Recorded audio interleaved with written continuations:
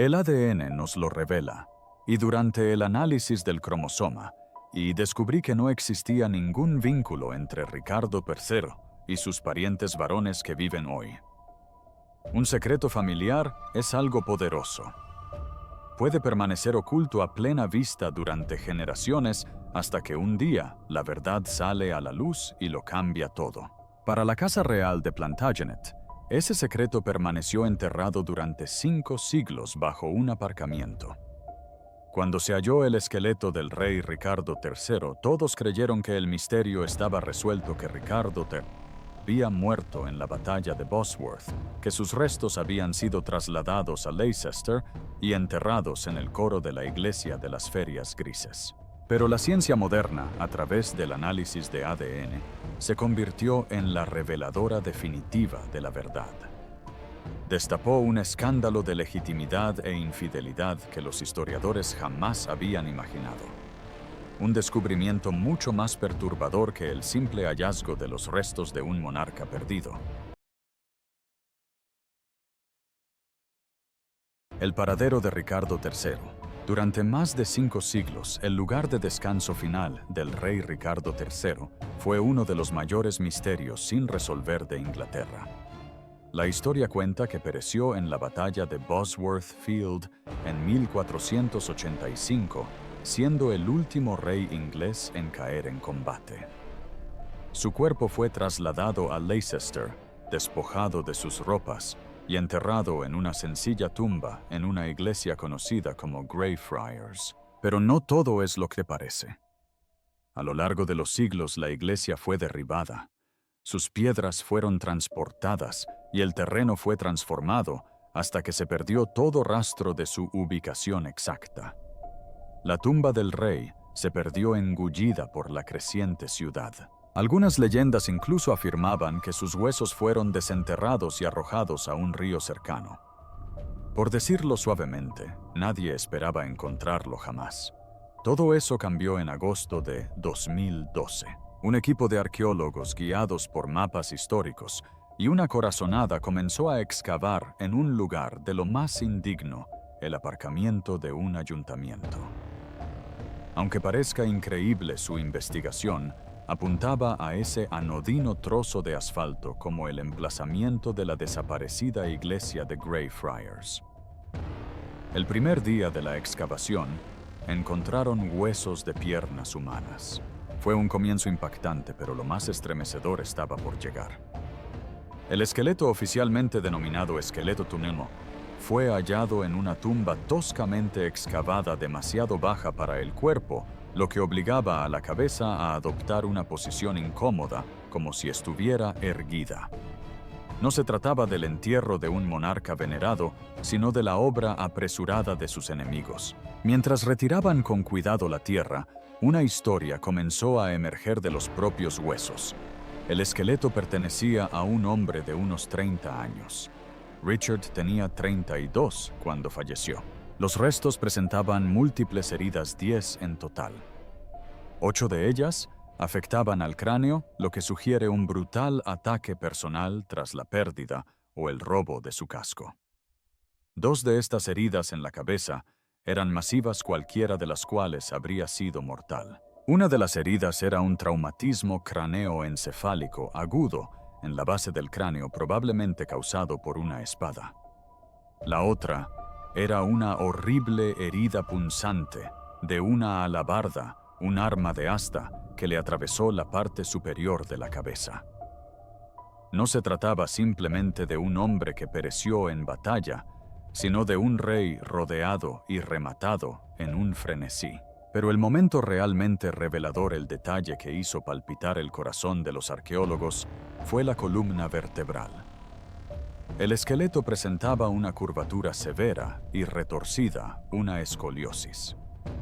Durante siglos, Ricardo III había sido representado por los propagandistas de la época Tudor, especialmente por Shakespeare, como un jorobado monstruoso. Los huesos demostraron que se trataba de una exageración, pero con fundamento en una afección médica real. La curvatura era tan pronunciada que habría hecho que su hombro derecho quedara notablemente más alto que el izquierdo. Esta característica anatómica coincidía a la perfección con las descripciones históricas. El análisis isotópico de los dientes y los huesos reveló posteriormente una dieta rica en mariscos y vino, el tipo de alimentos costosos que solo una persona de alto estatus podía permitirse en el siglo XV. Todo apuntaba a una conclusión increíble: lo habían encontrado. Sin embargo, todo esto eran pruebas circunstanciales. Para estar completamente seguros necesitaban algo más contundente, algo irrefutable. Necesitaban descifrar la historia escrita en su código genético. La búsqueda del ADN del rey estaba en marcha, pero un escándalo aún mayor estaba a punto de desatarse. El código de un rey. Con el esqueleto de un potencial rey en su laboratorio, los científicos se enfrentaron a un enorme desafío: obtener ADN utilizable de huesos enterrados durante más de 500 años es increíblemente difícil. El ADN antiguo se degrada fragmentándose en diminutos trozos y se contamina fácilmente con el ADN de quienes lo manipulan. El equipo tuvo que trabajar en condiciones estériles en una sala blanca con equipo de protección completo para evitar que incluso una sola célula de la piel contaminara las valiosas muestras. Perforaron un diente del rey y un hueso denso de la pierna, el fémur, que son los mejores lugares para encontrar material genético preservado. El objetivo era encontrar un pariente vivo y comprobar si el ADN coincidía. Verás, aunque la mayor parte de nuestro ADN se recombina con cada generación, existe un tipo especial llamado ADN mitocondrial o ADN-MT. Lo que nadie te cuenta es que el ADN mitocondrial se transmite únicamente de madre a hijos, manteniéndose prácticamente idéntico a través de las generaciones. Es como una firma familiar perfecta que se transmite por línea materna. Ricardo III no tuvo hijos que sobrevivieran, pero su hermana mayor, Ana de York, sí. Durante años, los genealogistas rastrearon el linaje femenino de Ana Bolena hasta la actualidad. Encontraron 2 descendientes vivos: Michael Ibsen, un fabricante de muebles canadiense residente en Londres, y Wendy Duldig, una prima lejana. Ambos proporcionaron muestras de ADN. Cuando llegaron los resultados del laboratorio, el equipo obtuvo la respuesta. El ADN mitocondrial del esqueleto de 500 años de antigüedad coincidía perfectamente con el de Michael Ibsen. El tipo específico de ADN mitocondrial que compartían es bastante raro, presente solo en una pequeña fracción de la población. Las probabilidades estaban abrumadoramente a favor de que el esqueleto perteneciera a Ricardo III. La evidencia arqueológica, las heridas, la escoliosis y ahora la prueba genética era un hecho irrefutable. El misterio estaba resuelto. El mundo lo celebró. Pero los científicos no habían terminado. Tenían que realizar otra prueba, y esta vez cambiaría por completo la historia. Decidieron analizar el cromosoma y el fragmento de ADN que se transmite exclusivamente de padre a hijo. En teoría, el cromosoma Y de Ricardo III debería coincidir con el de otros hombres descendientes de sus antepasados por línea paterna. El equipo localizó a parientes varones vivos de Henry Somerset, quinto duque de Beaufort, quienes eran descendientes conocidos del rey Eduardo III, tatarabuelo de Ricardo. Si los cromosomas coincidieran, sería la pieza final del rompecabezas. Se analizaron las muestras, se examinaron los datos, y los resultados fueron una total incongruencia. No coincidían en absoluto, ni de lejos. La línea paterna del rey se rompió. En algún punto de las 19 generaciones que separan a Ricardo III de sus parientes actuales, el padre de alguien no era quien decían los libros de historia. Esto no era solo una anomalía genética, era la prueba de un escándalo real oculto. El secreto ilegítimo del rey, los resultados del cromosoma y causaron conmoción en la comunidad histórica. No se trataba solo de una incompatibilidad, era una imposibilidad genética. El ADN revelaba un caso de falsa paternidad, un eufemismo científico para referirse a una infidelidad en algún punto del árbol genealógico real. Lo que muchos pasaron por alto es que esto no era un simple chisme palaciego de ultratumba. Tenía enormes implicaciones. Toda la pretensión de los reyes Plantagenet al trono se basaba en una línea de sucesión ininterrumpida de padre a hijo. Este ADN demostró que el linaje, la base misma de su poder, no era puro. Lo más sorprendente es que este descubrimiento implicaba que en algún momento una noble tuvo un hijo con otro hombre que no era su esposo y que ese niño fue criado como heredero legítimo. Entonces, ¿dónde se produjo la ruptura? Esa es la pregunta del millón. Los científicos no pudieron determinar la generación exacta. Existen algunas posibilidades explosivas. Una teoría apunta a que la infidelidad ocurrió en la propia línea sucesoria de Ricardo III. Ya en vida circulaban rumores de que su padre, Ricardo Duque de York, no era hijo biológico de su propio padre. De ser cierto, significaría que el propio Ricardo III no tendría ningún derecho legítimo al trono por el que luchó y murió. Convertiría la Guerra de las Rosas, un brutal conflicto de 30 años por la legitimidad, en una lucha basada en una mentira genética. Otra posibilidad es que la ruptura se produjera en algún punto del linaje de los descendientes actuales, los Somerset. Eso significaría que la línea de Ricardo III era legítima, pero aún así demostraría que el concepto de un linaje real intachable es, por decirlo suavemente, una fantasía.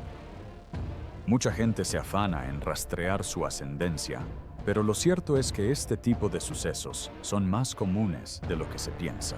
Estudios genéticos modernos estiman que la paternidad falsa ocurre en aproximadamente el 1-2% de los nacimientos por generación.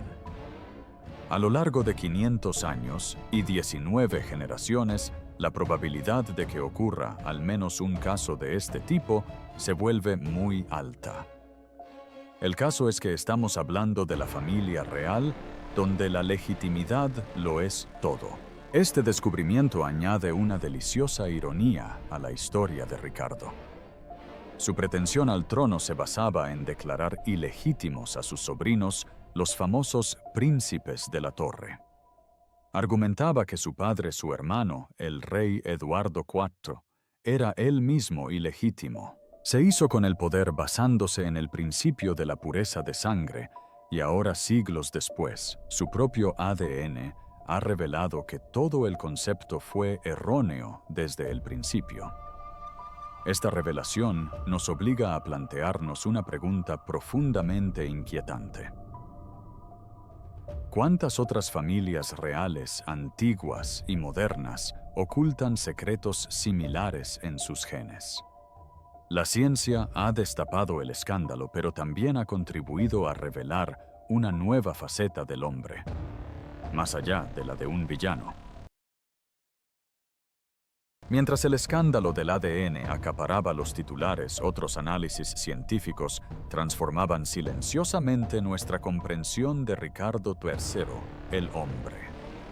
Durante siglos, nuestra imagen de él estuvo moldeada casi por completo por sus enemigos, los Tudor, e inmortalizada por Shakespeare como un villano físicamente deforme y moralmente corrupto. Pero la ciencia nos permitió conocerlo en sus propios términos, libres de propaganda. Utilizando una tomografía computarizada del cráneo, los artistas forenses realizaron una reconstrucción facial. Superpusieron meticulosamente capas de músculo, grasa y piel sobre un modelo 3D del cráneo. El rostro resultante fue sorprendente. Era más joven, menos severo y más apuesto de lo que sugerían sus famosos retratos. Mostraba a un hombre de complexión delgada, mentón prominente y expresión pensativa. Luego, integraron los hallazgos genéticos. El análisis de ADN predijo con un 96% de probabilidad que tenía ojos azules y con un 77% de probabilidad que tuvo cabello rubio en la infancia, que probablemente se oscureció a castaño claro en la edad adulta. Esto contradice directamente los retratos posteriores de la época Tudor, que lo representan con cabello oscuro y un ceño fruncido, amenazador, probablemente pintado así para hacerlo parecer más malvado. La ciencia nos reveló un rostro más humano y menos monstruoso. El análisis de sus huesos también desmintió definitivamente el mito de la joroba. Si bien su escoliosis era grave, no le habría producido una joroba visible en la espalda. En cambio, habría hecho que su torso fuera más corto de lo normal y que su hombro derecho estuviera más alto que el izquierdo. Habría sido un poco más bajo, quizá alrededor de 1,73 metros, una estatura promedio para la época, pero parecía más bajo debido a la curvatura de su columna. Es importante destacar que esta condición no habría afectado la fuerza de sus brazos ni de sus piernas. Era perfectamente capaz de usar armaduras pesadas de más de 22 kilos y de luchar en el campo de batalla, y las pruebas demuestran que fue un guerrero formidable hasta el final. La verdad de sus últimos momentos queda plasmada en las heridas. El esqueleto narra una historia brutal e implacable que desmiente siglos de mitos. No fue atacado por la espalda mientras huía cobardemente. Lo cierto es que las catastróficas heridas en su cabeza demuestran que estaba de frente a sus atacantes, probablemente desmontado con el casco perdido en el caos y completamente rodeado. De las 11 heridas que sufrió en su batalla final, 9 fueron solo en el cráneo. Los científicos creen que los golpes finales y mortales se asestaron con extrema violencia, lo que sugiere la furia personal de sus enemigos. Una herida masiva, probablemente de alabarda, le llegó desde abajo, arrancándole un trozo de cráneo y penetrándole el cerebro. Otra estocada le atravesó la cabeza de lado a lado. Pero lo que muchos pasaron por alto es que la humillación continuó incluso después de su muerte. Tenía un corte menor en una costilla y una profunda puñalada en la pelvis, heridas que casi con toda seguridad le fueron infligidas después de su muerte. Este detalle dibuja un panorama escalofriante del odio de sus enemigos. Mientras su cuerpo desnudo era colgado de un caballo y exhibido por las calles de Leicester como un trofeo, continuaron humillándolo. Por decirlo suavemente, fue un mensaje de victoria total. Pero en un extraño giro del destino, la ciencia moderna le devolvió su dignidad. Confirmó que fue un rey guerrero, que a pesar de sus defectos murió luchando cara a cara contra una adversidad imposible, un hecho que sus enemigos se esforzaron por borrar. ¿Significa entonces que un linaje se rompió, que un rey nunca fue rey? Déjanos tu opinión en los comentarios. No olvides darle a me gusta a este video y suscribirte para descubrir más misterios históricos.